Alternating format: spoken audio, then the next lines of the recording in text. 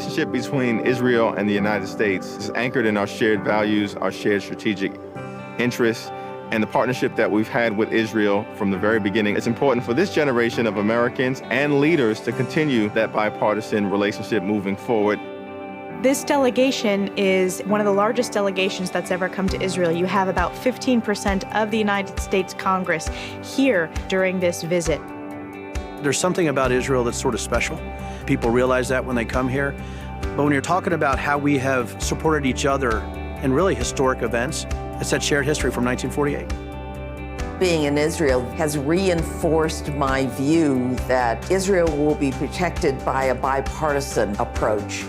There's no question about it. We've always said that. It's even more important now. It's not a political relationship. It's a values-laden, values-centered relationship. It's important to come here with a joint message of support and commitment to Israel's success. We all have mutual interest here. That's something that you don't really appreciate or fully understand until you're on the ground here. Sitting down in a bipartisan group, looking at the Iron Dome, going to the border of Syria, sitting down with the Prime Minister, sitting down with entrepreneurs and their startups.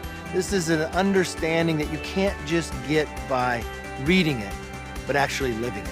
You have a really important opportunity to take a strong relationship that exists and build upon it in a way that doesn't just benefit the U.S.-Israel relationship, but also contributes to Democrats and Republicans being able to work together on other issues as well. I think one of the best things about the trip is the fact that they have overlapping days where we have a bipartisan environment, which doesn't happen often in D.C., but around Israel, we get a better chance to do that and have some deep conversations that will now enable us to understand why it is so imperative that the United States continue its great relationship with Israel. It was fantastic that both Republicans and Democrat members of Congress came here together to show a united front to Israel that we are your ally and we are here for you. Israel is our strongest ally and will continue to be our strongest ally. And peace is what we strive for, and my colleagues on both sides of the aisle can all agree with that. The well-being of Israel, no question, is a bipartisan issue. When I see my colleagues experiencing that same eye-opening about the soul of this country, about what Israel is all about, in its entirety, I think that creates a universal passion for securing this state.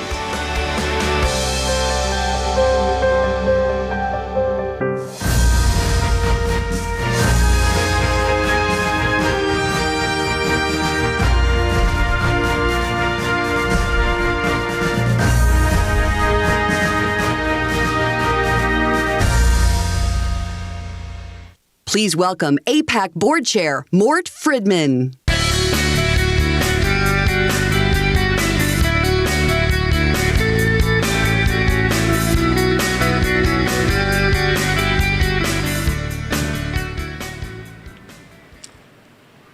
We are honored to be joined this afternoon by the Prime Minister of Israel, Benjamin Netanyahu.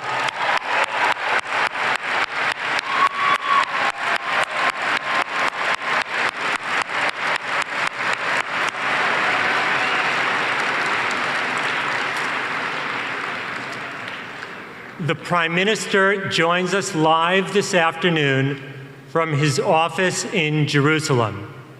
Mr. Prime Minister, can you hear me? Perfectly, thank you. Wonderful, you're welcome. Mr. Prime Minister, gathered here in Washington are more than 18,000 Americans who are deeply committed to the U.S.-Israel relationship. We have come to our nation's capital this week to ensure that our voices are heard. America and Israel need each other more than ever, and we, as AIPAC activists, Democrats and Republicans, are committed to strengthening the bond between our two great democracies. Ladies and gentlemen, please welcome the Prime Minister of the State of Israel, Benjamin Netanyahu.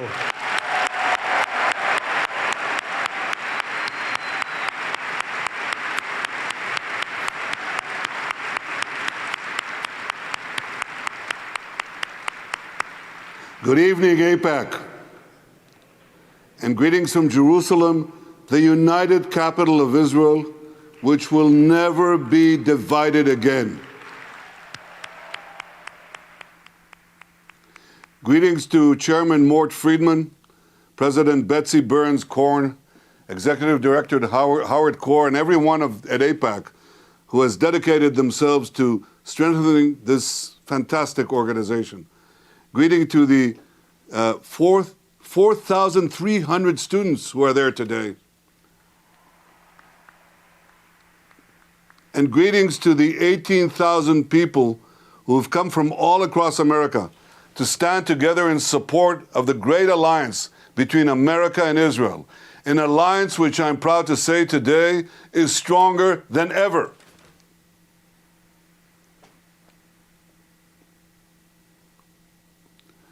We were all reminded a few days ago that there are forces who seek to break our alliance. Last year, those who came to AIPAC were accused of dual loyalty. This year, AIPAC was accused of providing a platform for bigotry. These libelous charges are outrageous, and the best way to respond to that outrage is to do what you have done by gathering in Washington today in full force, by coming together as Democrats and Republicans, as liberals and conservatives, as people of different faiths, races, and ethnicities. You send a powerful message to all those who seek to weaken our great alliance that they will fail.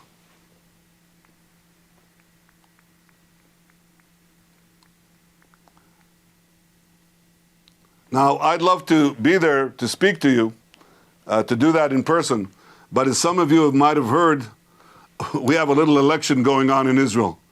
You know, we used to have an election every few years, but lately we've been having them every few months. We don't have a Groundhog Day in Israel. I'm beginning to feel a little like Bill Murray in that movie. I hope that tomorrow's election will lead to a decisive outcome. I hope that I'll be able to form a strong and stable government that can help Israel deal with both the great challenges and the enormous opportunities we face. One of those opportunities was the terrific plan put forward recently by President Trump. Trump's deal of the century is the opportunity of the century for Israel. It enables Israel to secure our vital security and our vital national interest by recognizing Israel's sovereignty over the Jordan Valley and over the Jewish communities that flourish in the heart of our ancestral homeland. It leaves open a path to a political settlement with the Palestinians, and it will help enable Israel to normalize our relations with our other Arab neighbors in the years ahead. Last week, a joint U.S.-Israel mapping committee began its work. It's working as fast as possible to finish the job. I believe that that work should be finished in the next couple of months. Israel will then apply its laws to all those territories that are designated by the Trump plan as being part of Israel. And the United States will recognize those territories as part of Israel. This will be a truly historic day. The map of Israel will change, the future of Israel will change, and it will change for the better. Rest assured, Israel will leave the door open for a political settlement with the Palestinians. Israel will remain prepared to negotiate on the basis of President Trump's vision anytime, anywhere. And I hope that the Palestinians will finally reject the path of terrorism and incitement and finally embrace the path of peace and reconciliation. But I will never, ever place Israel's future in the hands of Palestinian rejectionists. Just as I have over the last decade, I intend to continue to work to strengthen Israel in the coming years, militarily, economically, technologically, and diplomatically. I believe real breakthroughs with the Arab states can happen a lot sooner than people think, much sooner. These states recognize that Israel is a valuable ally for confronting common dangers. And the greatest danger that we all face is the danger of a nuclear Iran. I have pledged that Israel will not allow a regime that calls for our destruction to obtain the weapons to achieve that goal. Israel will do whatever it must do to defend ourselves and secure our future. I guarantee you that as long as I'm Prime Minister, Iran will never have nuclear weapons.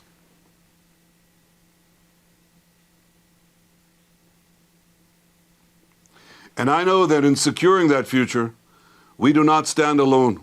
We have many friends who stand with us around the world, and we have no better friends than all of you, the proud members of AIPAC who have come to Washington today to stand up for the great alliance between our two countries. As I said, that alliance is stronger than ever before, and I have news for all those radicals who seek to weaken it. The best days of the U.S.-Israel alliance are still to come. Thank you, AIPAC. Thank you for standing with Israel. God bless you all, and God bless the great friendship between America and Israel. Thank you, AIPAC.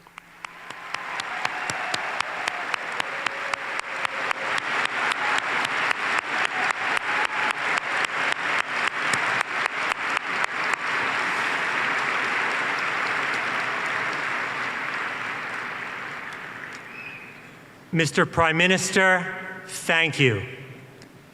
There are many pressing issues affecting both of our countries. AIPAC activists are following these issues closely, and we'd like to ask you a few questions. Our first question. Go ahead. Our first question comes from Lauren Geller from New York. We are greatly concerned about the threat on Israel's northern border. Hezbollah continues to expand its arsenal, especially with more targeted, advanced, and deadly weapons. How is Israel responding to the Hezbollah threat? Well, you're quite right to identify precision-guided munitions, precise missiles, and rocketry that can reach inside Israel. Because Israel is a small country, and if you can attack critical installations with thousands of precision-guided munitions, that's very dangerous. So I've identified that as, after the nuclear threat, as the second greatest threat to Israel. And by the way, that's also coming from Iran, because Hezbollah is merely an Iranian proxy. The answer is that we're working against that as well as against the nuclear threat. And I guarantee you, we will do whatever it needs to, whatever we need to do to defend ourselves. And I think Hezbollah knows it. And if they don't, they will.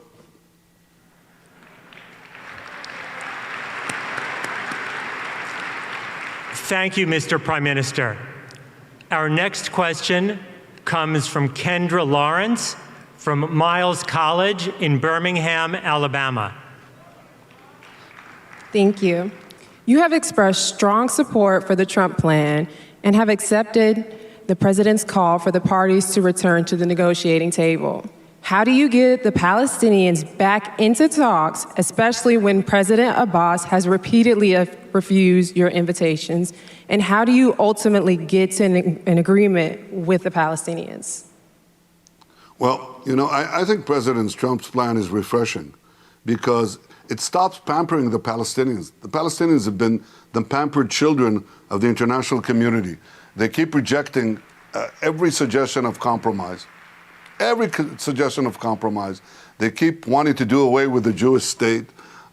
They just don't recognize our presence here. So President Trump put it to them, look, we're not going back to 1967. We're not going back to 1917 or 1947. We're not. Israel is here to stay. The Jewish communities are here to stay. Now let's make a realistic peace. That's refreshing. Now, it may take them a while, to have withdrawal symptoms. You know, they have to overcome the pampering that they've been used to. And I think that this is important because you cannot base peace on a foundation of lies. And what the Trump plan has done is to put peace on a foundation of truth and respect for the rights of Israel as the Jewish state. But I think there's something else that I think will happen and is happening. And the most exciting thing that is happening, and I'm very proud that I have the opportunity to lead it, is the peace that we are making with the Arab states. You know, last year I was in Oman with the late Sultan Qaboos. He knew he was dying, and he knew that I knew that he was on his deathbed. But one of the last things that he wanted to do was to invite me as the Prime Minister of Israel to Oman to shake hands and to say, let's move on towards peace between us. A few weeks ago, after Oman, I was now with the President of Sudan. Sudan was the country in which the great condemnation of Israel and the refusal to make peace with Israel was announced after the 67 war. It's changed. We met and we agreed that we are on the way of normalizing. Over time, we'll make peace with Sudan. I cannot tell you how many other countries there are. This is just the tip of the iceberg. In fact, there are about 50 or so, maybe 60, Arab and Muslim countries around the world. And I can count on the fingers of one hand those that we don't have extensive relations and growing relations with them. That's because Israel is strong, and people respect the fact that we are economically strong, technologically strong, militarily strong. They want to seize Israel's gifts and talents as to improve their own peoples. And I think the fact that we are making this gradual normalization and peace with the Arab world will eventually also wag the 1%. Because what has happened for decades is that the 1% of the Palestinians wag the other 99%. That's changing. I think that ultimately is the best path to peace. It's called peace through strength and pride.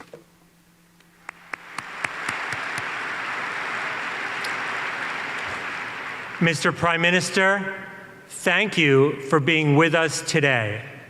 Ladies and gentlemen, join me in thanking the Prime Minister of Israel, Benjamin Netanyahu. Thank you. Thank you.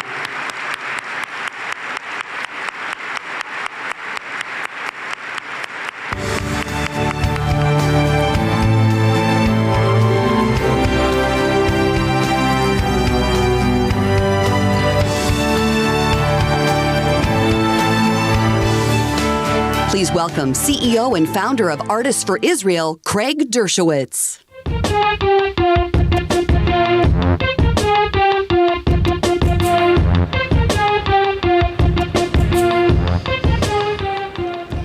For a long time, I believed that my life as an artist and my support for Israel could never exist in the same space. When I left the corporate world for a job in the art scene, I saw firsthand as vile anti-Israel sentiments crept into the graffiti, the tattoos, and the music of my community. I was afraid that the hatred I saw would take hold, and that the Israel I knew and I loved would lose an entire generation of support. 10 years ago, I was invited to curate an art show centered around perceptions of Israel. It featured over 50 artists, including myself, and hundreds of curious onlookers. I was stunned by the ignorance and the hate for Israel that I encountered.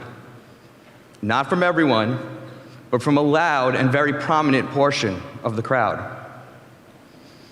But then something happened. I opened my slightly opinionated mouth. As I engaged the anti-Israel voices, opinions began to change. People wanted to listen. They were open to another point of view. I knew that I had the chance to make a difference. I realized that I needed to stop watching as the art world I loved fell victim to misinformation. It lit a spark. In 2010, I launched Artists for Israel, a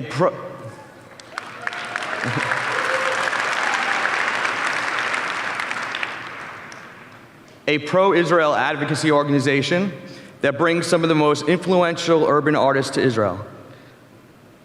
Together, we transform the impacts of war and terror into stunning artistic representations of Israeli resilience and beauty, creating a sphere of influence over these art forms, and protecting them against BDS and other anti-Israel pressures.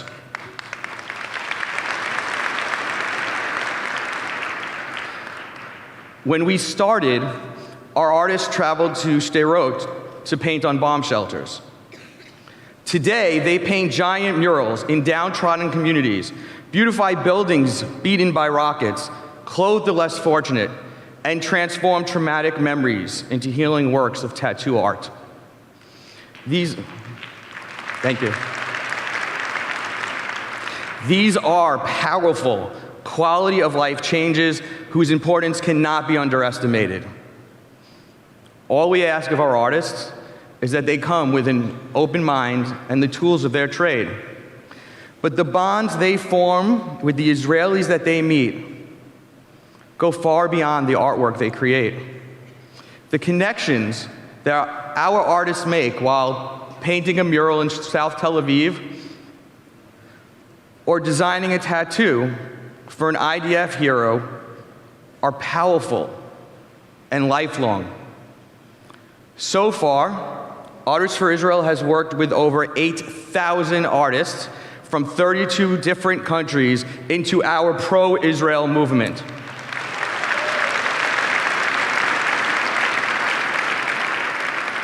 For the artists that travel to Israel, they return and they advocate with genuine passion. They share their art and their experiences through a network of social media followers that spans the entire globe, spreading a message that challenges international perceptions of the Jewish state and reaching hundreds of millions, if not billions, of social interactions. We are changing the paradigm.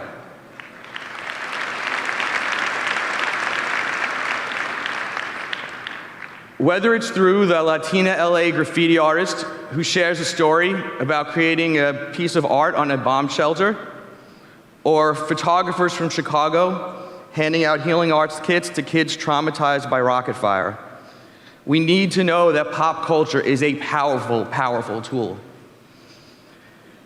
Before I began this work, I knew that Israel had one of the most vibrant art scenes in the world. And yet, I chose to stay quiet for fear that my voice didn't matter and that someone like this was not mainstream enough to speak my truth.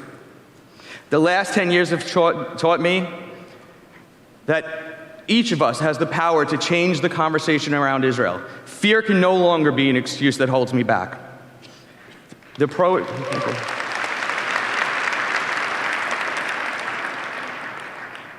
pro-Israel movement needs every one of us to keep the Israel we love safe.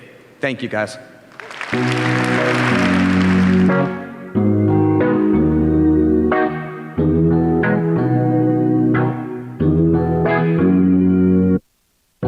Please welcome, live from Tel Aviv, the 20th IDF Chief of Staff and Chair of Israel's Blue and White Party, General Benny Gantz. Good morning, AIPAC. Thank you for coming together, 18,000 proud Americans, to stand with Israel. President of the Board of Directors, Betsy Korn, Chair of the Board, Mort Friedman, CEO of AIPAC, Howard Korn, my AIPAC friends. Ancient Hebrew doesn't have word for history. We actually had to adopt the Greek terms, though our people, as old as time itself, represented more than everything else I know. We had no Hebrew word for history, though so many enemies across time tried to erase us from it.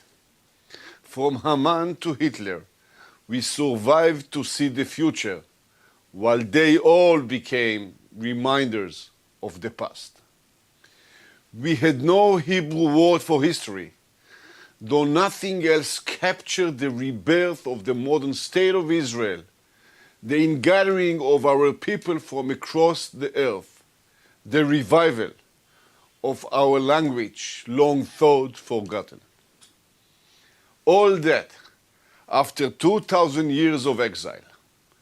You see, the Jewish people didn't need a Hebrew word for history because we don't simply live through history. We make it.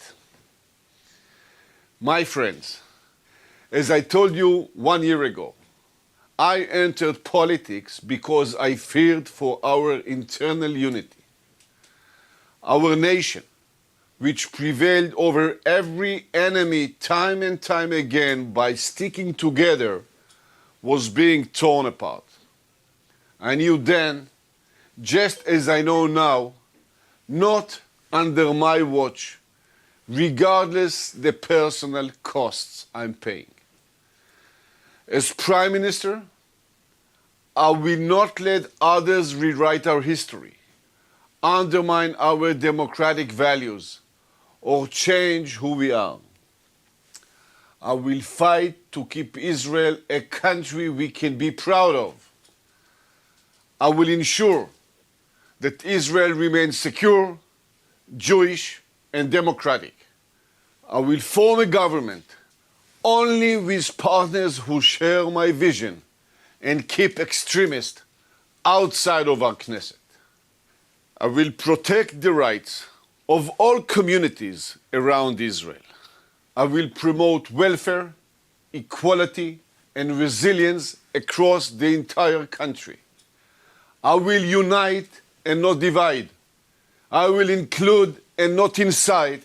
I will instill hope and not hate. That's the Israel we know. That's the Israel we need. But I will not stop there, because I want an Israel the entire Jewish people is proud of. Every single Jew in the world should be able to feel at home in Israel. Israel is the nation state of the Jewish people, all Jewish people. When I'll be Prime Minister, everyone will have a place in the Western wall. Everyone. As I told you, my friend, just 1 year ago, the Western Wall is long enough for everyone. But who am I preaching to about pluralism? In spirit and deed, you, AIPAC, define diversity. Just look around in this very hall.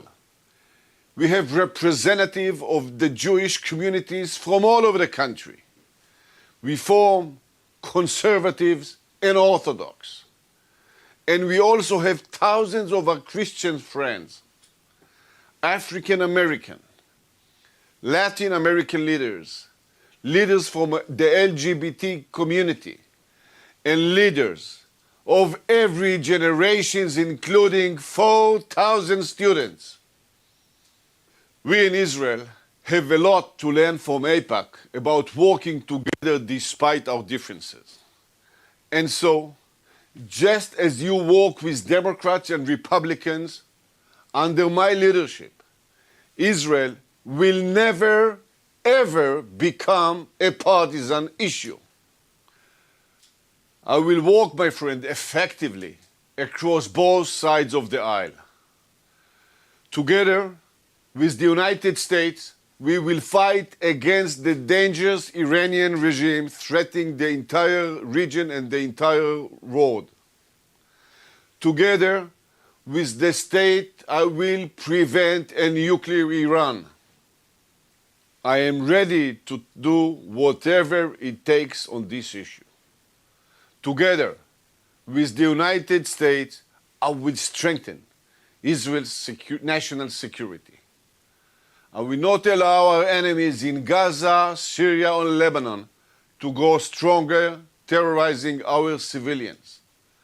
My government will end 11 years of Israeli children sleeping in bunkers and bring peace and quiet to the people of Israel's south. Let our enemies know, if our citizens will not know quiet, no one else will. But very importantly, as someone who spent his life on the battlefield, I will not miss a single opportunity for peace. Friends, there has never been a better time for peace than now. President Trump, a true ally of Israel, has already done so much. He moved the embassy to Jerusalem, our internal capital. He recognized our sovereignty over the Golan Heights. And now he has put forward a promising peace plan offering a strategic solution to the Israeli-Palestinian conflict.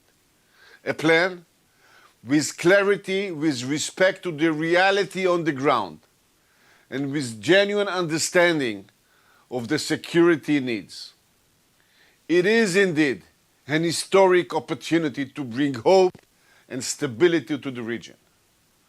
From day one of my government, Israel's hand will be extended in friendship to everyone who seeks true peace. I will do everything in my power to realize his vision from the broad and stable government that it calls for. I will work with our important regional partners, Jordan and Egypt. I will reach out to key partners like Saudi Arabia and the Gulf states to promote it. And above all, I will never neglect, not for 1 second, our security interests.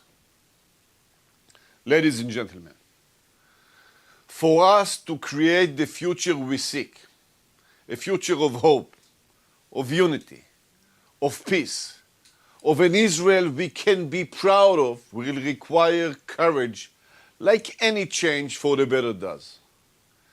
There is so much at stake here, but I'm full with faith. I believe we can make history again. I know you do too. So have courage, my friend, and have hope. Im lo achshav ematay. If not now, then when? May God bless you. May God bless the United States of America. May God bless the state of Israel. And may God bless our unbreakable bond. Thank you.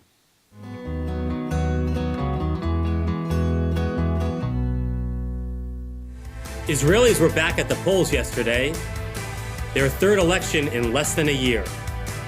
Is this the end of the electoral stalemate? What's next for the national government?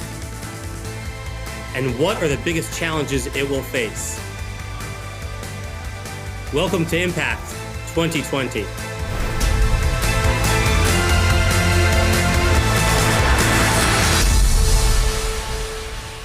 Please welcome Managing Director of Beacon Global Strategies, Jeremy Bash. Good morning, and it's great to be at my 30th AIPAC Policy Conference.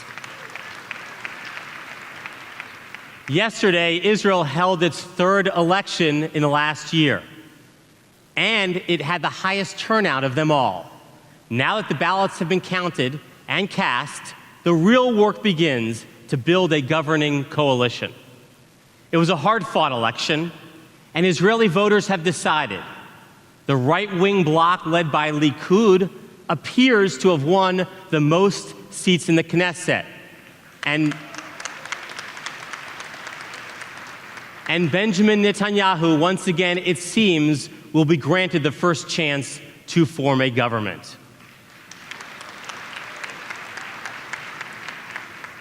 We are lucky to have convinced 4 of Israel's top journalists to join us after what we are certain was a very long night at work, to give us here at AIPAC a readout of how the election is playing out and help us understand what lies ahead.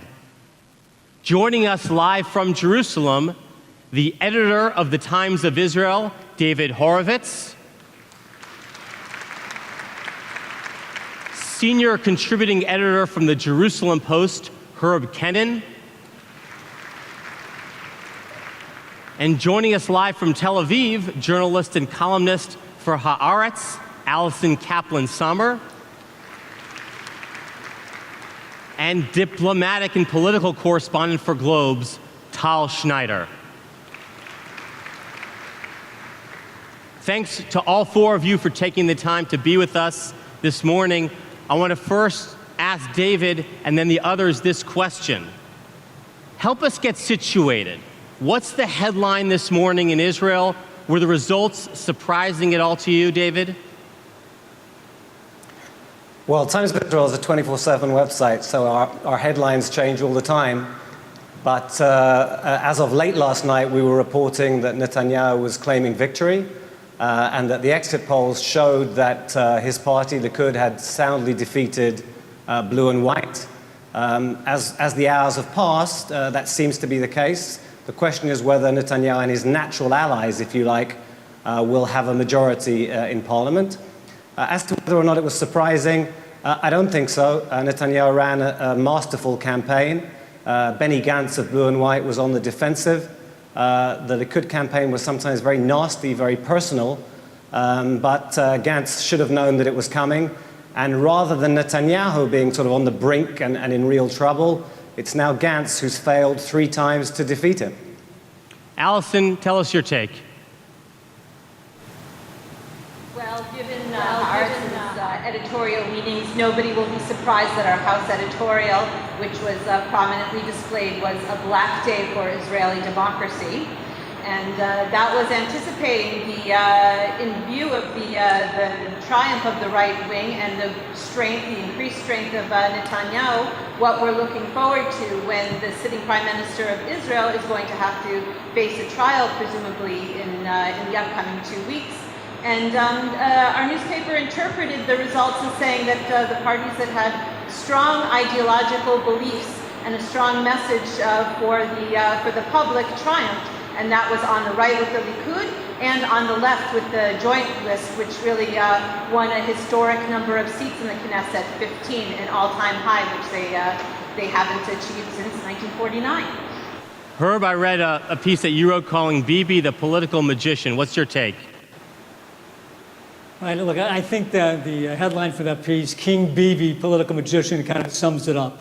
This isn't supernatural magic here, but what he's shown is that he is the consummate campaigner. Nobody does it. I think if he would run in the Super Tuesday primaries tomorrow, he would do pretty well. He's got charisma, he's got energy, he talks to the population or to his base at eye level, and there's nobody who really does that better than he does. I mean, you have to kind of look at what happened here, and I think there was a surprise in how well he did. Here's a man who's been prime minister for 11 straight years. Obviously, there's Bibi fatigue. He's going to trial in 2 weeks' time. A good part, though not all of the media, doesn't like him, yet he pulled this out of the hat again. That says something about his ability to campaign.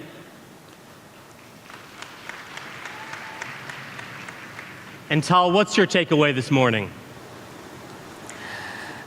In my paper, we were looking about the chaos that remains with us because there isn't any sides that won in a landslide. So Netanyahu had a big night, but it doesn't have the right numbers in order to form a government yet.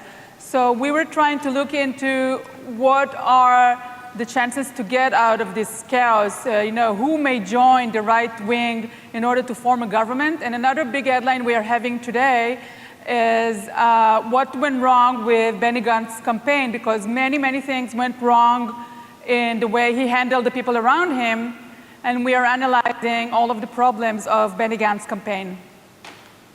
Now, Allison, I want to ask you about this issue that Tal raised about forming the coalition. So it appears that this right-wing bloc has come about 2 seats shy of the majority in the Knesset, which would be 61 seats. First, what changed between the second and third election that brought us here? And will the right wing have enough seats to form a government, or is there any chance that a unity government of some shape or form will be back on the table? Well, the question of unity government or not is obviously the big question. It's clear that the Likud appears open to it, and we don't yet have the response of Blue and White if they're willing to consider it, and if so, in what formation.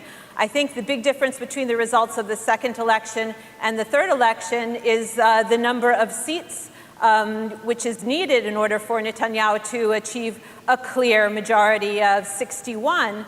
After the second election, he really needed an entire party to go with him into his coalition, and now everyone is speculating whether he could manage to even peel one or two legislators away from one of his rival parties to join the Likud, which all he would need at this point is 2, which could bring him up to the magic number of 61, where he could have a majority coalition without having to compromise with another full party in bringing it into the government. And David, how do you see the prospects of Prime Minister Netanyahu being able to form a government with this result this morning?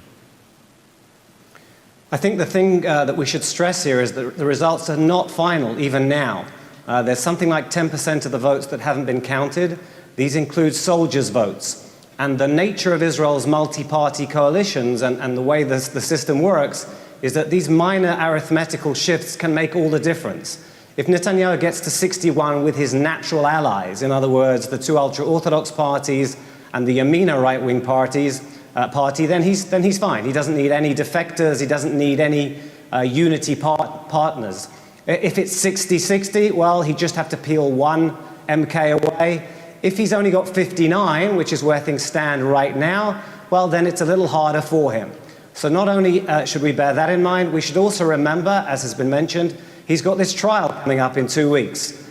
If he gets to 61 without needing any support from the opposition, he might have a coalition that could try to help him avert his trial. He might seek immunity from prosecution in the Knesset again. If he winds up with 60 or 59, then that avenue looks much harder also for him. And Tal, what are you all reporting today about the prospects that Prime Minister Netanyahu will get to 61? I'm not really sure, because we've been in that situation back in April, and it was trying to get people on board and it did not work. So we heard today from several MKs that were on the target for the Likud party, coming right out on Twitter and saying, no, we're not joining, don't even call us, and things like that. It's yet early to say, because we are still expecting final results and nobody can make any predictions yet. If Netanyahu's is locking into 60, not even the 61, he has a chance to form a government with 60 only, and this will be a shaky government. Maybe he need another person to just step out of the plenum and not oppose the government. So it's another option. Obviously, it's difficult to achieve, so I can't really tell you at the moment. We'll still have to wait. Herb, the joke in Israel was when you go into the voting booth for the third election, we might as well go straight to the fourth election. And the question I have for you is, what do you see as the prospects for a potential stalemate and a potential unprecedented fourth election? Look, I think you actually put your finger on the issue here. Things have changed since last April. What's changed is the country is just sick of elections. Right? We went through the third election within 11 months. People don't want to go to a fourth election. There was a poll among blue and white voters asking, what would you rather have, sitting with Netanyahu or going back to a fourth election? And 70% of them said sitting with Netanyahu. So I do think that things have changed since the stalemate in April, in that the country just doesn't want to go there again. The politicians don't want to go there again. So I think that this time they'll kind of come to some kind of maneuvering to prevent that from happening. Okay, so who are going to be the kingmakers? Who are going to be some of the wild cards that you're going to be watching over the next several weeks? Tal, let me start with you. So obviously we need to look into what's Lieberman, the former defense minister and former foreign affairs minister, Victor Lieberman, we need to look at what he's going to do. He came out yesterday, immediately after the election, and said right out, I'm not going to join a right-wing religious nationalist government, implying that he may join a government that will include, again, blue and white and Netanyahu. But I think the grave situation, the personal situation between Netanyahu and himself in the last year has made it really difficult for Netanyahu to work with him. So, and also you may look into Orly Levy, who is heading the party Gesher. She is now part of the Labor. Everybody say that she may split from the Labor and join the right wing, but it's a tough call. She was able to do it in September and she didn't do it. So I'm not really sure what she's going to do. She belongs to the right wing by ideology, but her economic stances are very much into the left, to the deep left. And this is really what she cares about. If she will be suggested to be health minister or maybe welfare minister, she may consider, but it's early to say. So you're predicting that potentially Gesher, which means bridge in English, she could be a bridge to that governing majority. Allison, who do you see as some of the key players over the next few weeks? Well, I agree with Tal that Lieberman is key and Orly Levy is a wild card. I think a really important factor is going to be whether the blue and white party stays united and really manages to stick together after this third election. It did it twice. It stayed together. But there is going to be a huge temptation on the part of some of the parties that make up this three-party conglomeration that we call blue and white to consider joining Netanyahu in order to create a more moderate Netanyahu government. So I think that that's a really key point, how united and how committed the leaders of the blue and white party are to one another. David? Yeah, these points are all valid. It's just amazing the reversal here. Until yesterday, it was Netanyahu who was really in trouble, and would the Likud fall apart, or would people oppose him from within Likud? Would they seek to oust him if he didn't do too well? And now it's the other way around. It's whether blue and white holds together. Can Gantz keep them all under his leadership when he's failed 3 times to beat Netanyahu? But I would just add that one thing again. We haven't seen the soldiers' votes yet. Soldiers' votes tend to lean to the right. They might help Netanyahu to 61 without needing anyone to defect or anyone to join him in a unity partnership. Herb, who are you watching over the next few weeks? Look, I mean, there's one name out there, Omer Yankelovich. She's a Haredi member of Blue and White. She's been pegged as somebody who could possibly defect. I remember that name. She made some disparaging comments on tape about Gantz.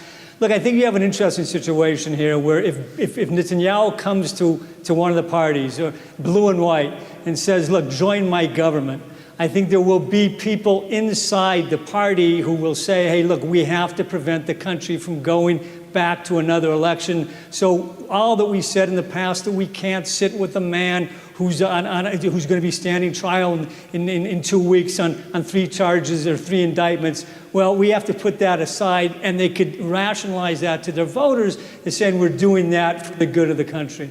There are backbenchers in blue and white. There are backbenchers in Lieberman's Yisrael Beitenu party who could conceivably, I think, come to that kind of decision. Good. Now I want to ask you all about the policy choices of this potential new government. What do you think will be areas of continuity?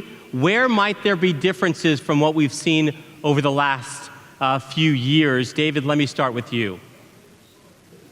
Well, the answer depends on the nature of the government and potentially the decisions Netanyahu chooses to make or has forced upon him. If he chooses to go with what he said last night with his national allies, he's been promising them that he'll annex the settlements, he'll annex parts of the West Bank. If he reaches out across the middle and tries for something that is a more consensual or more of a unity government, which he might want to do. Netanyahu in the past liked to be in the middle of his coalitions rather than at one edge of them. Then he would possibly take a more conciliatory approach. I think it's interesting, that those 2 parties, Likud and Blue and White, have strengthened over the course of these elections. There is a certain, potential consensual mainstream that could be built. But, a lot will depend on the final results. If Netanyahu doesn't have a majority of like-minded parties, then his policies will need to be somewhat more consensual to woo people from across the spectrum to support him. And Tal, what do you anticipate as some of the key policy decisions of a potential new right-wing bloc-led Knesset? So obviously the biggest question, to my opinion, these days is moving forward with the Israel budget. I don't know if you all know, because we don't have a government for a year now, and no function in parliament, no function in Knesset. So the country is now being ran without a budget. It's almost like your shutdown, if you may. It's not the same, but it's almost the same. And I think next government, above all, will have to move really fast with the bill of the budget. It has to be arranged by July or August. This is a very short period of time where 2020 is already a wasted year without any reforms, without any budget, and they need to enact the 2021 budget really fast because otherwise the country will be in a deep crisis more than it is right now. So budget discussions are usually a very hotbed for arguments and for political problems. And I think Netanyahu will have to close down in the coalition agreement the exact number of the budget, whatever goes to the Haredi, to the ultra-Orthodox parties, and whatever goes to Yamina, the right-wing party, and obviously the military budget. It's all crucial issues for the safety and continuing of the best terms of the state of Israel. And Herb, let me ask you, because in the United States' context, whenever a politician or a president is reelected, you always assume that they're going to kind of double down on their agenda. Is there any doubling down for Prime Minister Netanyahu here over the next several months and years? What do you see as potentially the main drivers of his policy agenda? Look, I agree with David. A lot depends on who his coalition is. Having said that, I think on the marquee issues, right, the Palestinians, Iran, you're not going to see a lot of difference. They don't agree, they don't disagree too much on those two major issues, so there will probably be continuity on that. One issue that we have to grapple with relatively soon is the Trump plan. Do you annex the settlements? Do you annex the Jordan Valley? I think the Trump administration wants to see this thing implemented before November, way before, a couple of months before November. So I think that's one issue that's going to be hot on the table right away. But even there, I'm not so sure there's huge differences between Netanyahu and Benny Gantz. The question is, though, is Yamina in the coalition, and to what degree will they press Netanyahu to go in their direction? And Allison, I think we've got your satellite feed back. What do you see as some of the major policy issues here for this new potential government that will be formed? Well, first of all, I think that Netanyahu has his eye on his upcoming trial. So obviously the balance of power between the legislative government branch and the judiciary is going to be very important to him personally, and that's something that he's going to have to focus on. But I don't think we can express enough the importance of whether and how this Trump deal of the century moves forward. I think that the presentation of the deal of the century was a huge turning point in the campaign. And so some sort of movement, some sort of indication that he is working in harmony with the White House, I think, is going to be high on the agenda. And anything that Trump expresses a clear desire for Netanyahu to do or move forward with, he's going to do. So I see a lot of future coordination between the White House and between Netanyahu. And with just a couple of moments left, I want to ask the panel to weigh in on what the overall impact will be for the U.S.-Israel relationship. Herb, let me start with you. That's an excellent question. We don't know who's going to be the president after November, so that's kind of a difficult question to answer. A lot depends on what happens in the election. If things remain as they are today and Netanyahu becomes prime minister, then I imagine we're just going to continue sailing along as we have now. If, however, you have a situation where Bernie Sanders becomes president, then I think that we could face a rocky road. Having said that, I would just stress that even if that's the case, we've seen over the years that the relationship is wide enough and deep enough that it can overcome those bumps in the road. David, what do you see ahead? Look, this is an AIPAC conference, and we're all so acutely conscious of the imperative that Israel remain a bipartisan issue. In Israel, too, we're incredibly polarized. I would hope that including because of the imperative of the good relationship with the United States, but also for us internally, that we can become a little less polarized. This was a very divisive election. It was a very nasty election. The Israeli Arab community, which we didn't mention here, voted in relatively high numbers, partly out of a sense of alienation. I think we all need to do some internal healing, by the way, in both countries, and I think that will greatly help the bilateral relationship as well. Allison? I think that with the uncertainty of who's going to occupy the White House in November, there's going to be a big focus on Congress and trying to keep the Congress as supportive of Israel as possible. So if there is a President Bernie Sanders and if there is a meeting with Prime Minister Benjamin Netanyahu, I'd really like to cover that Oval Office meeting. But if we are in that situation, then I think the Senate and the Congress are going to be seen as kind of a bulwark, and their importance is going to be key. And Tal Schneider, 20 seconds left. We'll give you the last word. Okay. I think, unfortunately, Israel will remain in a political chaos through that year. I'm not sure that we're going to have a stable government before you're going to have your next White House or your next president. I do think that Israel, even if a 61 government is formed, this is nothing to be happy from, and it is probably will lead us for another election. I don't know if it will take, 4 to 6 months or 12 months, but definitely it's not a good vibe here with respect to our political situation. Thank you all four of us for joining us. Give a round of applause to Herb, David, Allison, and Tal. Thank you all very much. Please welcome Chief Medical and Innovation Officer of Sheba Medical Center, Dr. Eyal Zimlichman, and President and CEO of the American Hospital Association, Rick Pollack.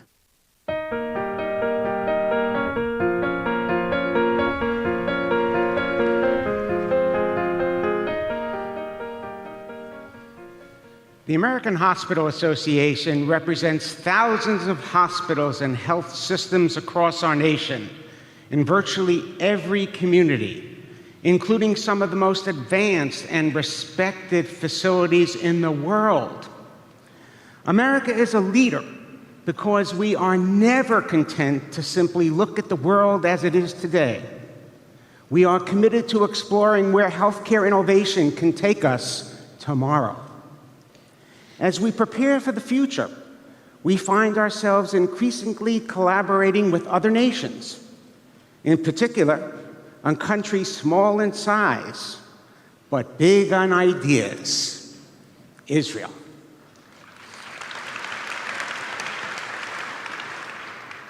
Israeli and American clinicians and scientists are producing countless innovations used in hospitals across the United States every day to save lives, perform miracles, and keep people healthy.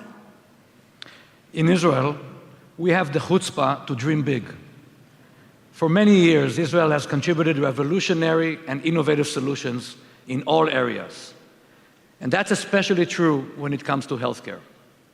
The big health news story right now is obviously coronavirus.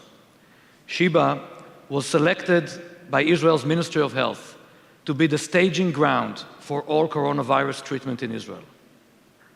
We immediately sprang into action to create a secure quarantine center where we're utilizing telemedicine techniques, such as using robots to bring to patients and doctors virtually face-to-face, delivering the highest standard of care while keeping our physicians and nurses safe.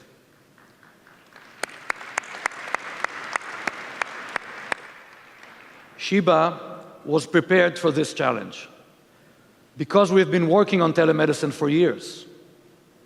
This is the future of medicine, but in Israeli, it's already being put to use today, and that is to save lives.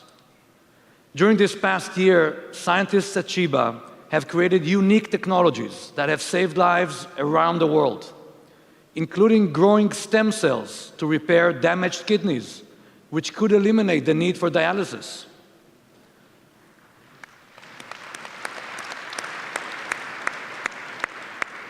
A Sheba startup with FDA approval is already using artificial intelligence to rapidly diagnose stroke and alert doctors who can provide immediate treatment, saving countless of lives in Israel and America.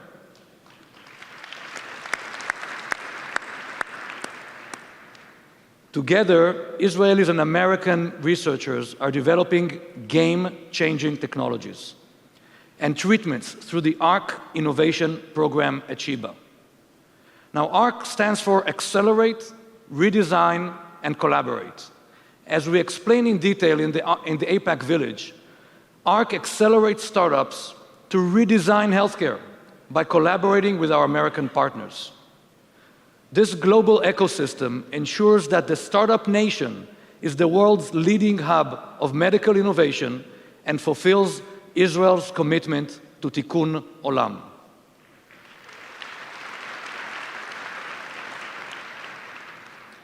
And I'm very excited to share this breaking news. Just hours ago, maybe some of you already know this, Sheba was recognized by Newsweek for the second year in a row as one of the top 10 hospitals in the world.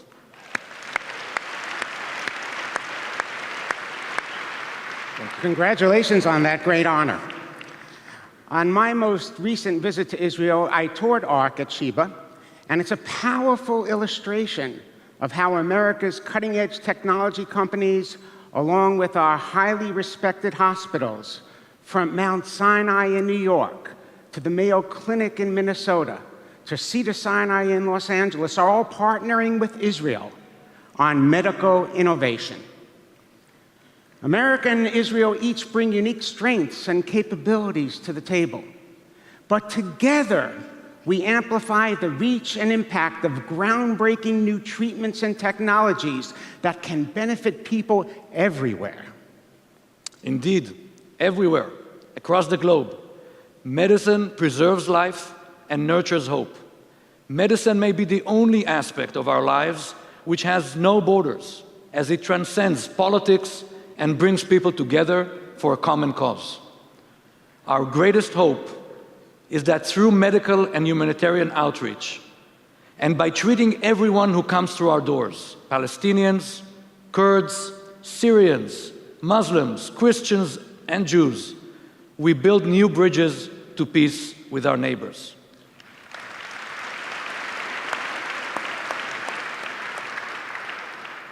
Last year, Sheba was honored to represent Israel at the Peace to Prosperity Conference in Bahrain, a gathering hosted by America to promote Middle East peace and cooperation. There, our general director met counterparts from Arab countries and presented a vision for how we can unite and use medicine as a catalyst for progress.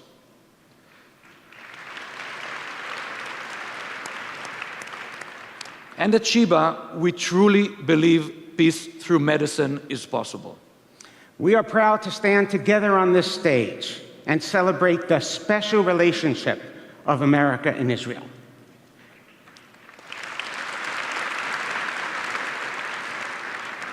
As this partnership grows, we remain committed to a vision of a better, brighter future built on the values our nations share: better treatments, more medical breakthroughs leading to greater health.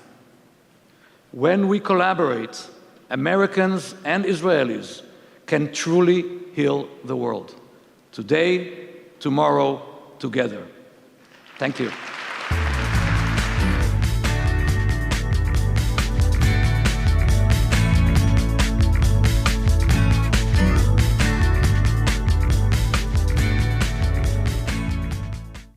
In September 2019, Iran conducted a precision strike on 2 major oil refineries in Saudi Arabia. Using armed drones and low-flying cruise missiles, the unprecedented attack took half of Saudi Arabia's oil production offline in one night. A similar strike on strategic military and economic sites in Israel could severely impact the Jewish state. As a small country, Israel has only 3 seaports, 1 major international airport, and 5 desalination plants which produce 80% of its domestic water supply. Iran has reportedly supplied advanced drones and cruise missiles to Hezbollah and militias in Syria and Iraq. Unlike a conventional missile that flies in a high, predictable arc, These weapons fly close to the ground and are harder to intercept. They are fast, maneuverable, and can be flown in swarms. With precision guidance systems, they can fly directly into the most sensitive part of critical infrastructure. And as Iran further entrenches itself across the Middle East, it is supplying these weapons to militias operating on 6 fronts surrounding Israel. Israel always prefers the path of peace, but the Jewish state must be able to act decisively to defend Israeli citizens against these threats. With vital U.S. security assistance and a continuing technological advantage, Israel will have what it needs to defend itself by itself.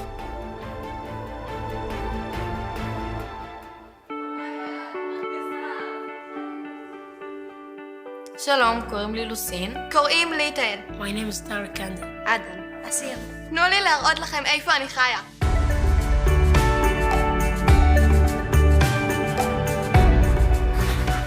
היי לכולם. These are my best friends. כן. עדן. תגידי שלום. שלום. Akko is a very special and unique place.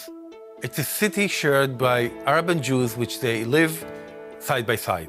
The people of Akko use the term the other, and they mean anyone other than their close family, anybody from any other religion or any other communities. Our kids go to different schools. There's different community centers. They're coming from different backgrounds, and they have a lot of barriers between them.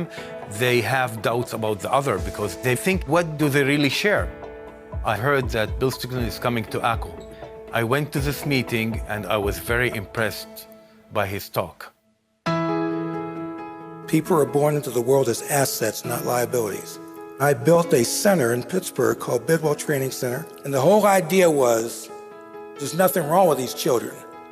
That environment and good food and sunlight and flowers can't cure. Bill's vision for Manchester Bidwell Corporation is that environment shapes behavior. And it was very important for me that the first international replication, because Bill's vision is beyond the United States, be in Israel, treating Arabs and Jews to the same environment, training them under the same roof, with the same curriculum, with Jewish instructors and Arab instructors. ACAT is a community center for vocational training for adults and youth programming for the community. For me, it started as a dream, if I may say, an American dream, and understood how impactful it could be for our kids in Akko. أنا بحب AIPAC عشان تصوير الفيديو وعشان أصحاب جديدي. הכרתי את אחד החברות הכי טובות שלי בקורס הזה. AIPAC ساعدني إنه علمنا إنه أصير أكثر اجتماعي مع الناس وأكثر إنه شخصيتي تصير أقوى من قبل. AIPAC לימד אותנו שכל אחד יכול להיות מנהיג. The connection between the students is the most important thing, and at some point they feel safe enough to start sharing themselves.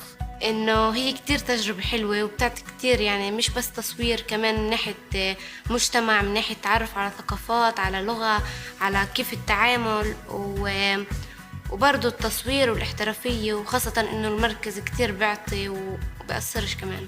We're taking students from Arab schools, or we're taking kids from Jewish schools, and they're coming together, and on their own, they're working together, they're teaming up together. They start to understand that they look the same, they act the same, and they like even common things between each other. We don't push it, we just let it happen.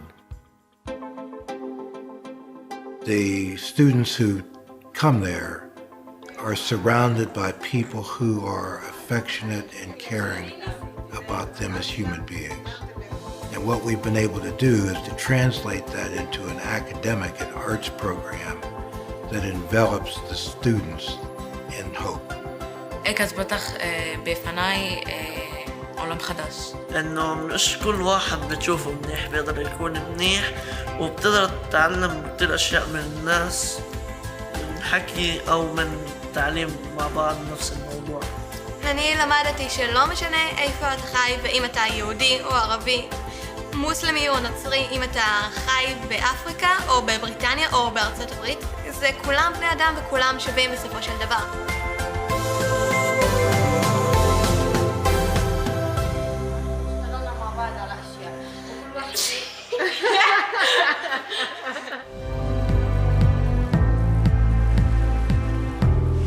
As we grapple with the challenges, the really significant challenges of the 21st century, Israel has this real experience that we need to turn to, we can benefit from. The relationship between the United States and Israel is one of our most important relationships and strongest allies in the world. There's now become a growing relationship that's built between our economies. In 2014, I worked with my good friend Eliana Ross-Lehtinen, and we introduced the U.S.-Israel Strategic Partnership Act. We looked at Israel, how can they contribute to the world? And we wrote a very comprehensive bill that would encompass all of those areas in terms of cybersecurity, in terms of energy, water conservation, space technology, innovations, you name it. We can find a partner in Israel.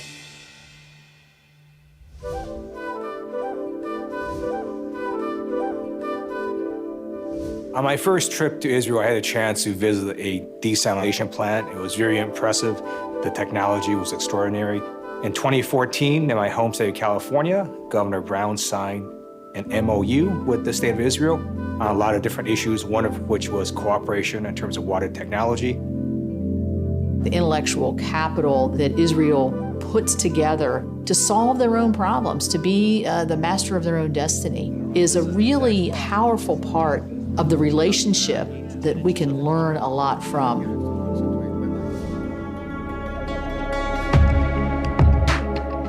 Look, we know that Israel is the startup nation.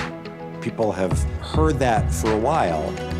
The threats that Israel faces on a regular basis from cyber attacks has led to some really significant advances. I think if you look at it in all aspects of our life, whether it's our own homeland security, our military, our financial security, our energy security, cybersecurity crosses all of these lines. And I think we've got to realize that in order for us to have a safer world for our children and grandchildren, we need to stick with our friends. I think that's what we need to make sure we're reinforcing here in our country.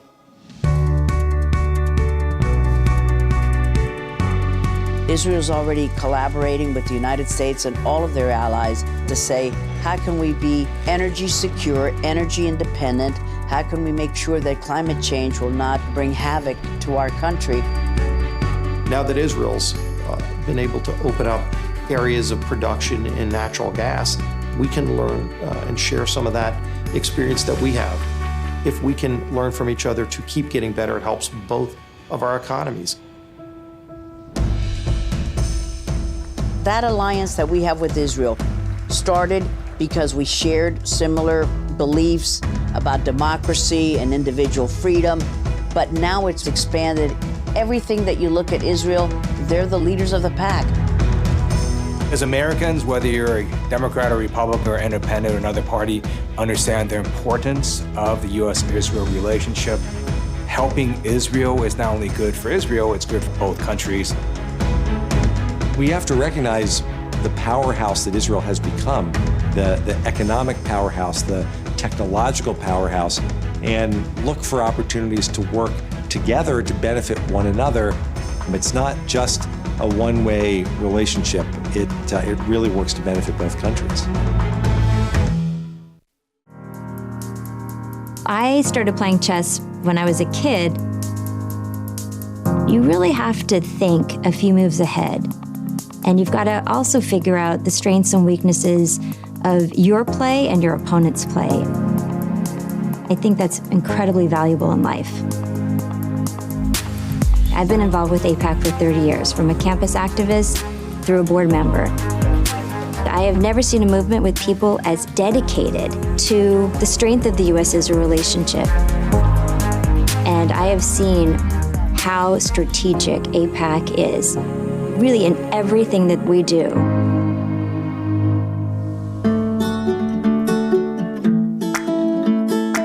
I grew up loving being the only girl in a family of all boys.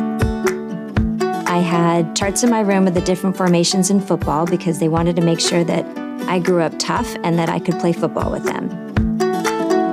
Our dinner table conversations were all about the U.S.-Israel relationship. And we grew up knowing that this was something important, that this relationship has to stay strong and secure. My parents raised us to be politically active because it is our right. It is something that we are fortunate to have by living in this amazing country.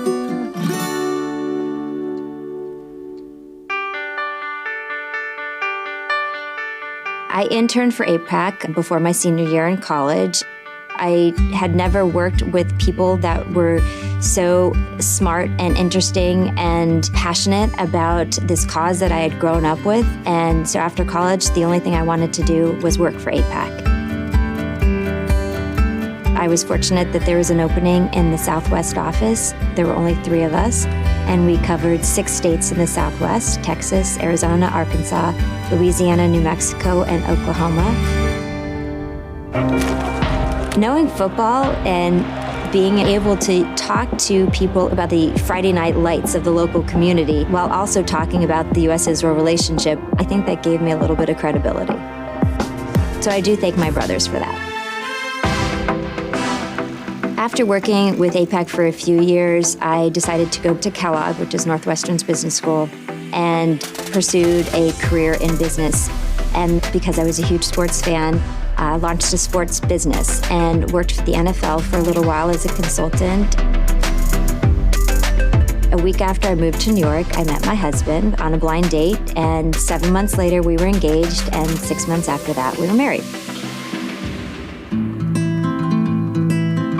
Doug and I, we knew raising kids that we would instill in them the values that we uphold. One of those values is keeping Israel safe and secure. There was a moment when my family was young and I was starting a new business, and I wanted to get more involved in AIPAC, but I didn't know if I had the time or if I had the energy. And then 9/11 happened. And I said, how can I not get more involved? And I never wanted to look back and say I didn't do everything I could possibly do to prevent terror, not only in this country, but in Israel.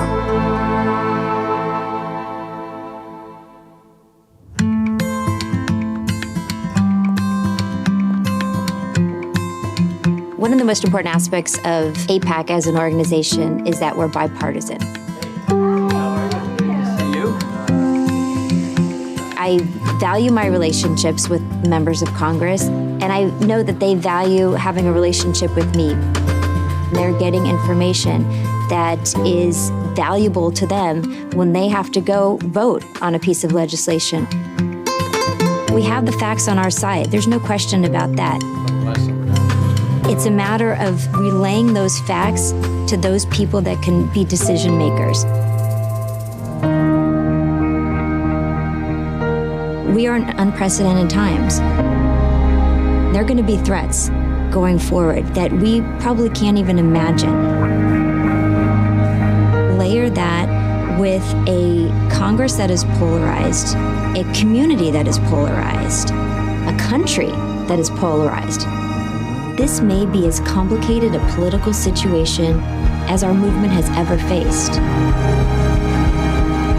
I've been an AIPAC activist since I was 18 years old, and I am committed to making us stronger even in these complicated times. I believe there's always a strategy to build on strength and ultimately to emerge victorious. We need to stay true to our values and our core mission.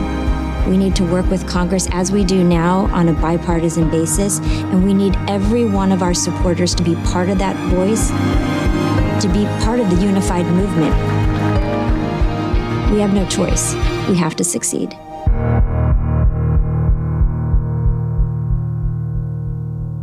Please welcome AIPAC President Betsy Berns Korn.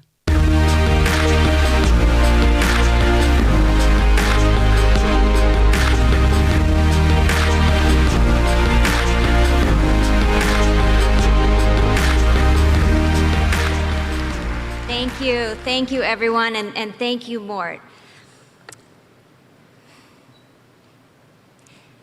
You know, I wish I could stand before you today and give the celebratory speech that might seem appropriate for the newly installed president of AIPAC. And to be clear, there's much to celebrate. The strength of the US-Israel relationship, the diversity of our movement, all of you here. But to make a speech about what we have already done or what we already know is not responsible, given the urgency of this moment. This morning, Howard sounded the alarm. Once among the best, most authentic expressions of bipartisan support in America, the US-Israel relationship as we know it is under attack. Until recently, these attacks have been isolated on the far fringes of the political extremes. But now, they are being led by those growing in power and influence. We need to see this moment for what it is. We're in a fight. Israel's detractors are mounting an attack on the very foundations of the US-Israel relationship. They're attacking the bipartisan support that has defined this relationship for over 7 decades. And one way they're attacking that support is by attacking us. They want us to be intimidated. They want us to feel isolated. They want to portray us as the outliers by distorting this fundamental truth. We represent the majority of America.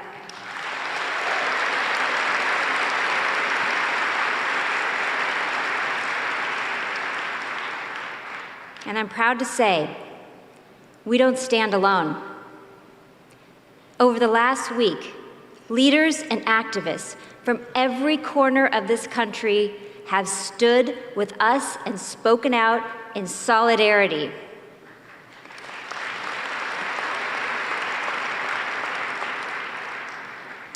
So on behalf of AIPAC's leadership, I want to say thank you for standing with us.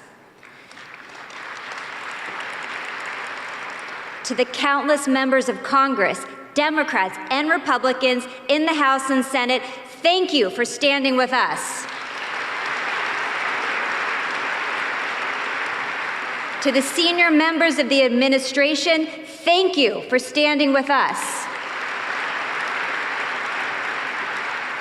To the presidential candidates who spoke out and who will speak to our conference, thank you for standing with us. To the tens of thousands of pro-Israel Americans who declare that you are AIPAC proud, thank you for standing with us. And most of all, thanks to all of you, the 18,000 people here in Washington, undaunted and undeterred, thank you for coming to Washington and for standing tall. We are all AIPAC proud.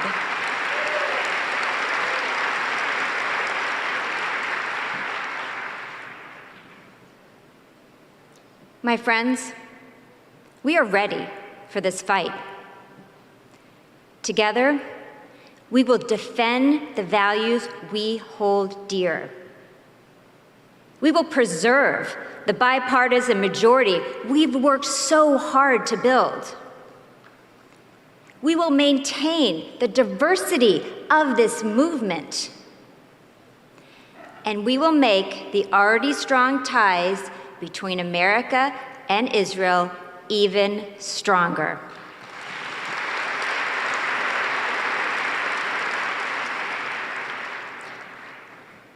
So here's how we will do it.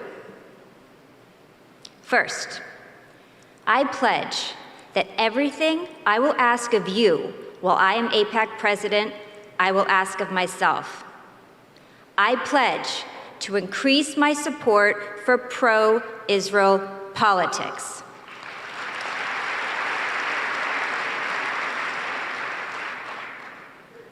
One of the most effective ways to impact American support for Israel is to ensure our friends in Congress and our friends running for office have the financial support of the pro-Israel community. That means proudly and confidently contributing to those who stand with us. Our friends in Congress, Democrats and Republicans, must know that members of the pro-Israel community will help them.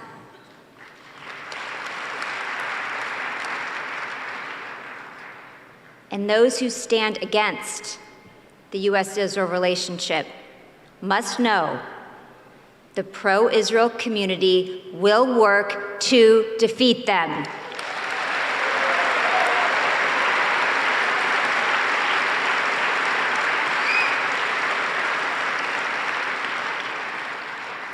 But that requires resources, real resources, more resources.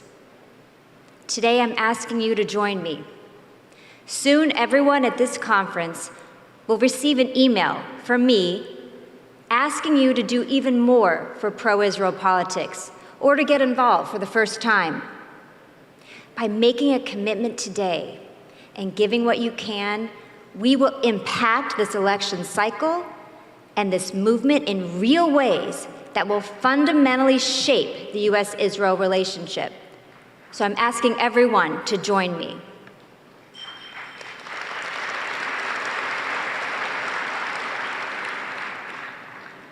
Next, I pledge to increase my support of AIPAC.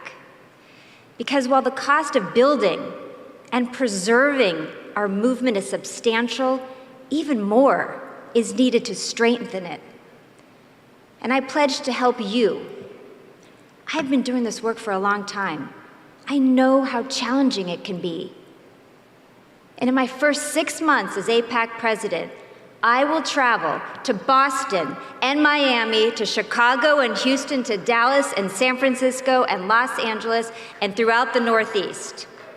I will be there to support you, to organize with you, to fundraise with you, and to cultivate more AIPAC activists with you.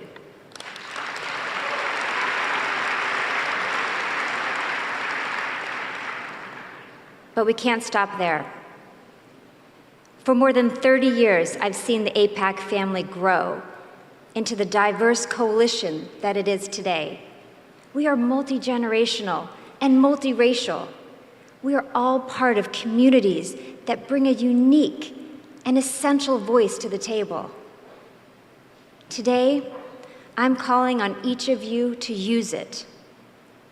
Between now and November 3rd, every candidate running for federal office will appeal to our various communities for support.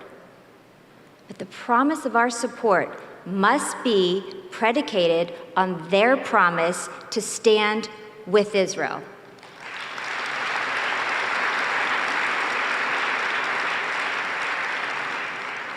To our students in this room, and I know there are many of you, 4,000 students strong at this conference.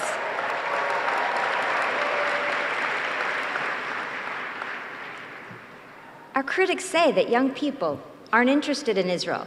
They say you don't care. But your presence here today and your work every day is a response to those critics. The future is in this hall today. 4,000 students, 300 Geller SGA presidents, leaders of college Democrats and college Republicans, you are the future.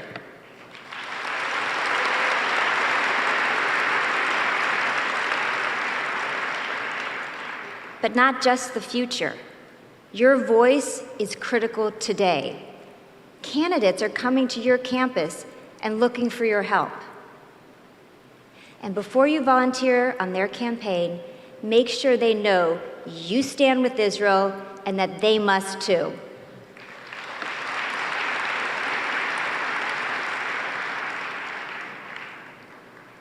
And know this, we see the vicious anti-Israel activity that you are forced to confront on campus.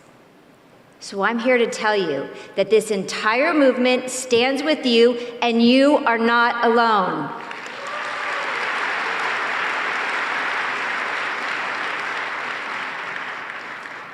To our rabbis and pastors, our leaders in synagogues, churches, and religious organizations, you have standing in your communities and the unique ability to mobilize. I urge you to speak out about why support for Israel is critical in this election. Make sure your decision makers know that you represent a community that stands with Israel. Amplify your voice on social media. Host a political leader in your house of worship to talk about this issue, and lead the charge.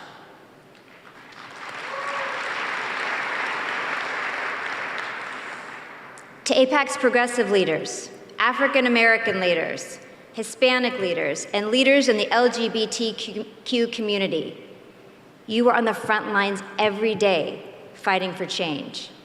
You are building coalitions of passionate activists, and your voice is essential. Our issue is an American issue.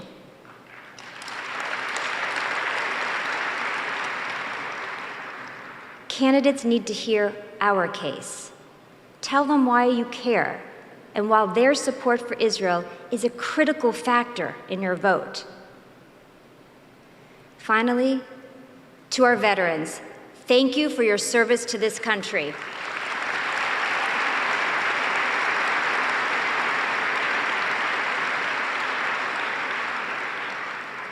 You know firsthand why Israel is our critical ally in America's fight for freedom. Elected officials need to hear from you as well. Speak with them and stand with them as they stand with us.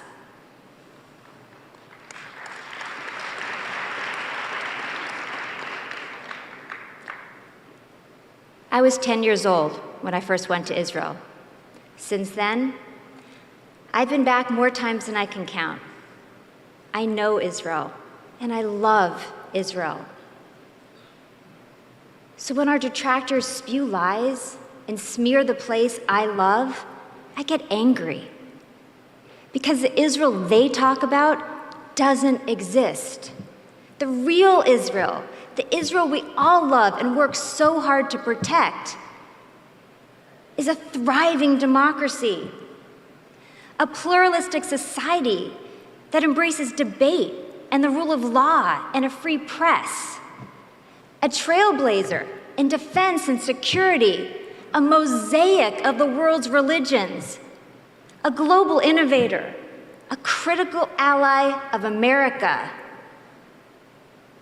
and a nation whose people yearn for peace every single day.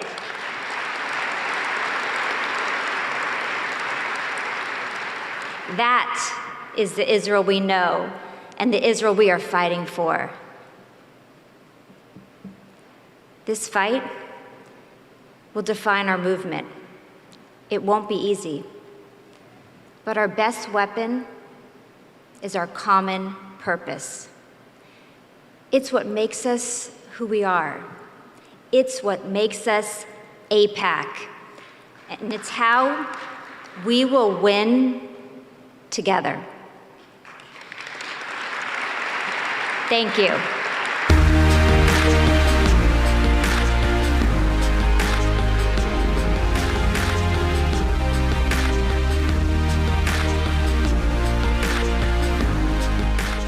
Please welcome AIPAC campus activist from the University of Florida, Katie Hernandez.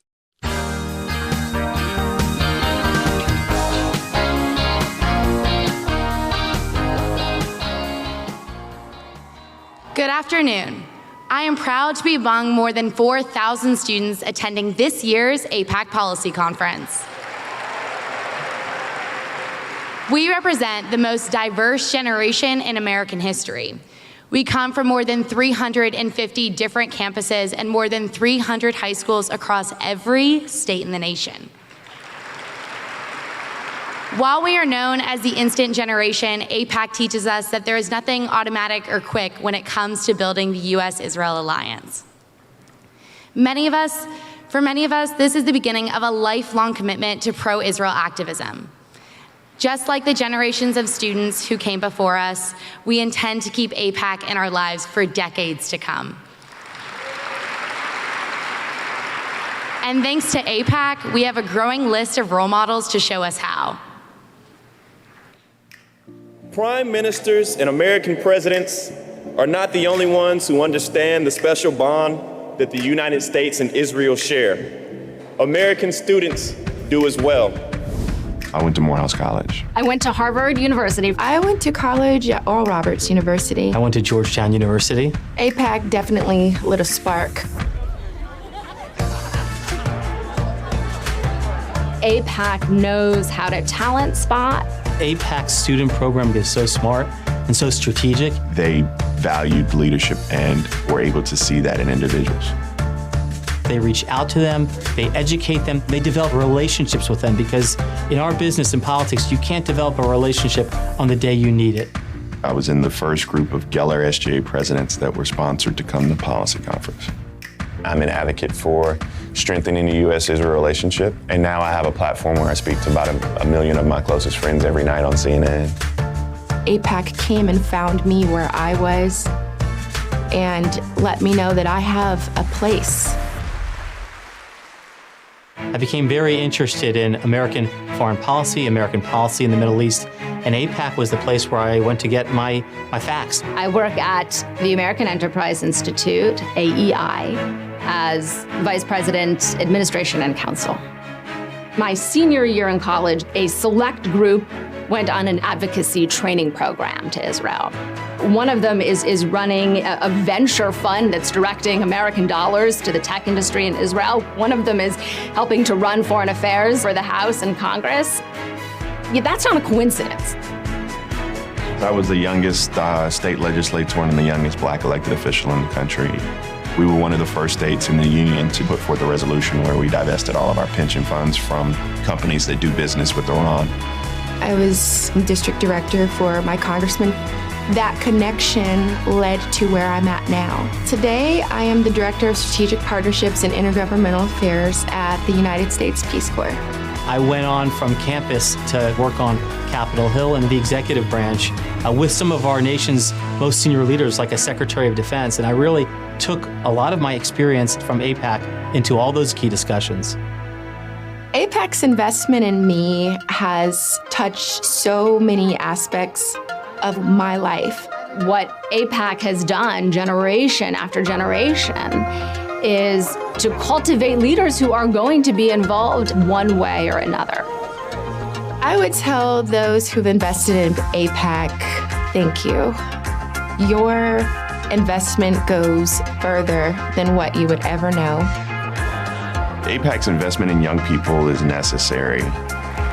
When you care about a cause, its future is your successor. I was fortunate to lead a trip to Israel recently, sponsored by AIPAC's Educational Foundation. When I was on the trip, I thought back to my time on campus at Georgetown as a student. I thought, man, it's been a while, and we've come a long way.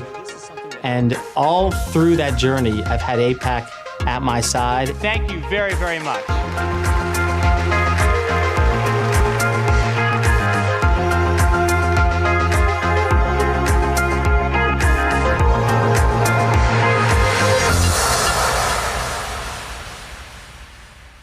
Ladies and gentlemen, Jeremy Bash, Suzanne Dershowitz, Shannon Kendrick, and Bakari Sellers.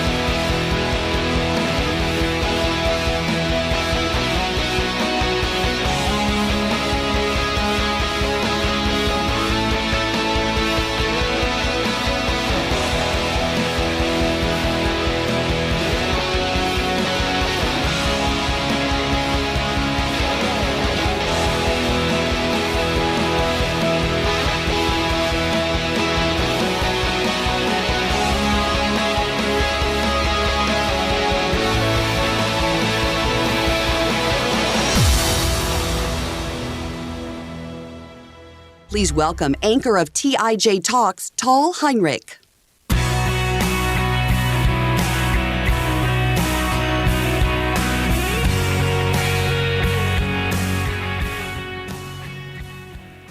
Our next guest has served with distinction as Israel's ambassador to the United States since 2013. Throughout the years, he has been a steadfast friend to our movement and worked tirelessly to bring America and Israel closer together. He joins us today to discuss the state of the U.S.-Israel relationship, as well as the challenges and opportunities that lie ahead for this special alliance. Everyone, please welcome Ambassador Ron Dermer.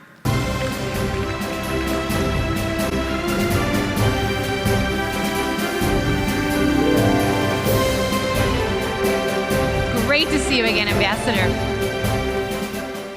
You have been the Israeli ambassador to Washington for more than 6 years now. Tell us, what reflections can you share regarding the importance of the U.S.-Israel alliance? Well, I think when it comes to the U.S.-Israel alliance, everyone understands why America is so important to Israel.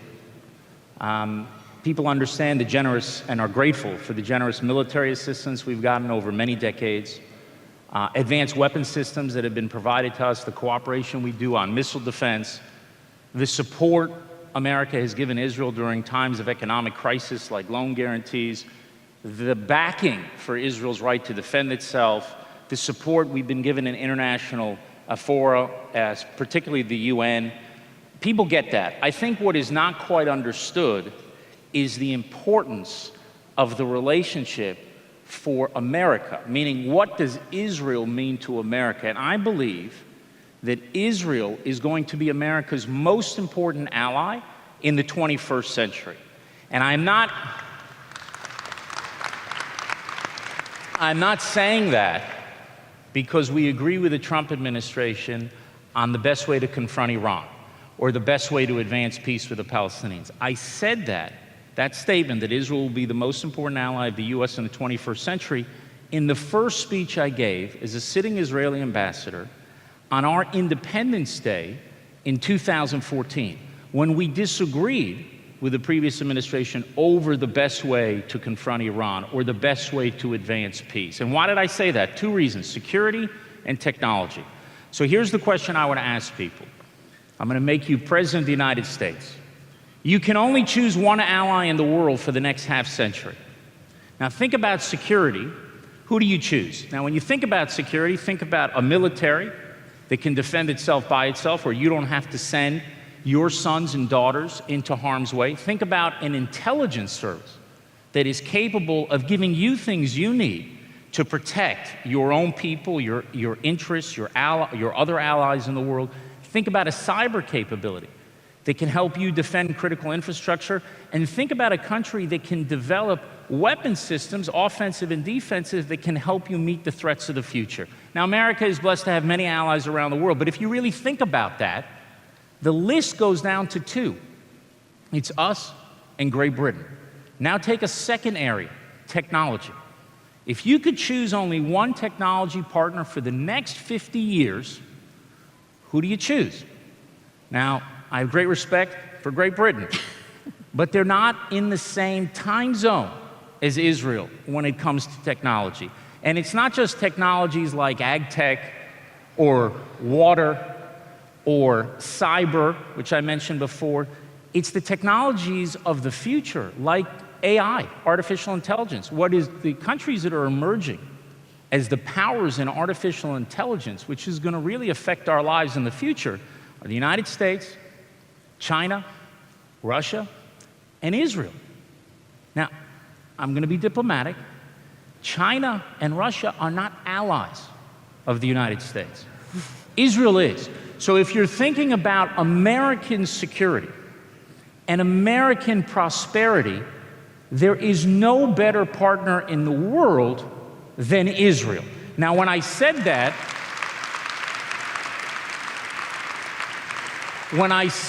statement 6 years ago, people think, it's kind of ridiculous. I mean, I'm the ambassador, privileged to be the ambassador of a country that has 9 million citizens, that's the size of New Jersey. You're going to be our most important ally? Well, 6 years later, listening to what I just said, people don't think it's so ridiculous. And 10 years from now, when an Israeli ambassador is going to sit here, people are going to say, yeah, of course, Israel's the most important ally of the U.S. in the 21st century. And that's a message that I hope all of you will take across this country. We can only imagine 10 years from now. One of your most memorable moments as ambassador actually came during a visit to the death camp Majdanek in Poland. We have a photo of you from that visit, a particular moment. Can you tell us the story behind this? Yes, that was probably the most surreal moment that I've ever had in my life. This happened about 2 years ago, and I went on a trip of March of the Living, on March of the Living, and those of you who have not been there should take that trip. It's really a remarkable opportunity to see what happened and to see it firsthand. And on that day, I had to join a call between America's National Security Advisor and our National Security Advisor.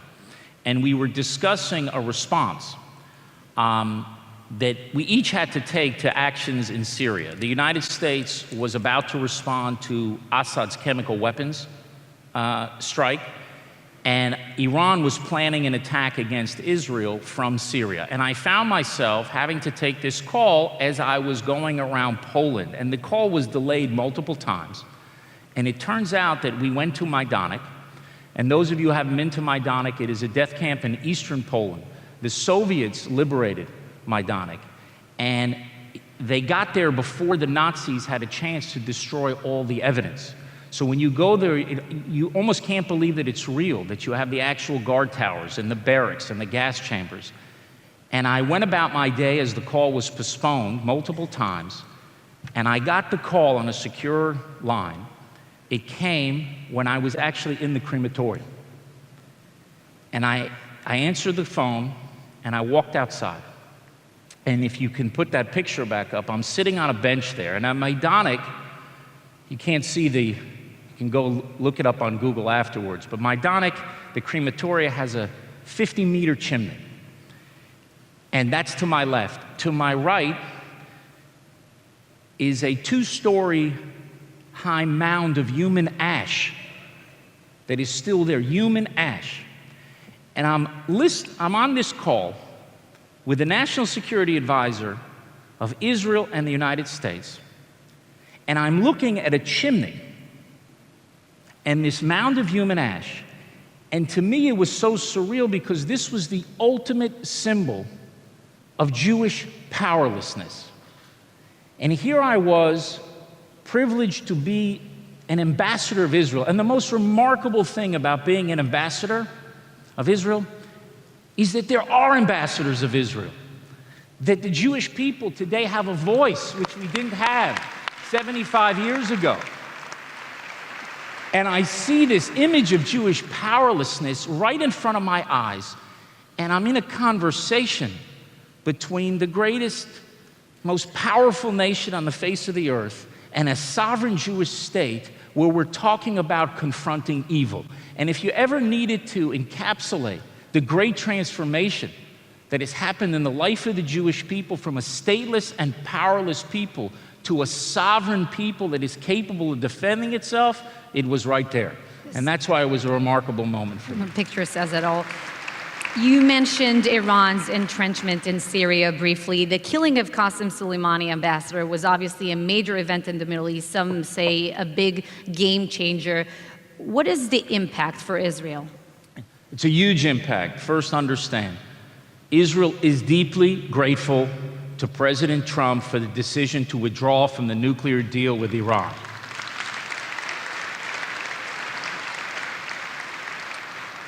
That deal would enable Iran to develop a nuclear arsenal, not just one nuclear bomb in a few years. Maybe it could prevent that, but it virtually guarantees that it's going to have a nuclear arsenal in a decade or 15 years. We are also grateful that President Trump decided to put crippling sanctions on the Iranian regime, an enormously important act not just for the United States, but for Israel. And it starves this regime of the fuel, the money that it needs to fuel its war machine in the region. Hundreds and hundreds of billions of dollars. The money, the 50 billion or 100 billion that people talked about at the time the deal was signed, that was the signing bonus of the deal. The big money was Iran's ability to sell oil. They were up to nearly 3 million barrels a day of oil on the international markets. Now they're down to under 300,000 barrels a day, which means that every day Iran is being starved of about $150 million. And then, besides those crippling sanctions, President Trump made the bold decision to take out the world's #1 terrorist, Qasem Soleimani. And I said, when I had an opportunity to see the president afterwards, I said to him, Iran's got this war machine in the region. You starved them of the fuel, and now you just took out the driver. And that's what he did in taking out Qasem Soleimani, who was the #1 enemy of the United States, responsible for the murder of 600 American soldiers and probably the maiming of thousands more with all those IEDs that he was responsible for through his proxies in Iraq and Afghanistan and elsewhere. And by making this decision, it has helped restore American power and deterrence in the Middle East. And all of Iran's proxies are now deterred. And Iran's regime is deterred because now they know that a president of the United States is prepared to take the action he needs to take in order to defend America, in order to defend America's allies in the region. And that makes Israel safer, and it makes our entire region safer. And we are deeply grateful for the decision the president made. Ambassador Ron Dermer, we appreciate your time this morning. Thank you for joining us. A round of applause for the ambassador. Thank you. Thank you, AIPAC.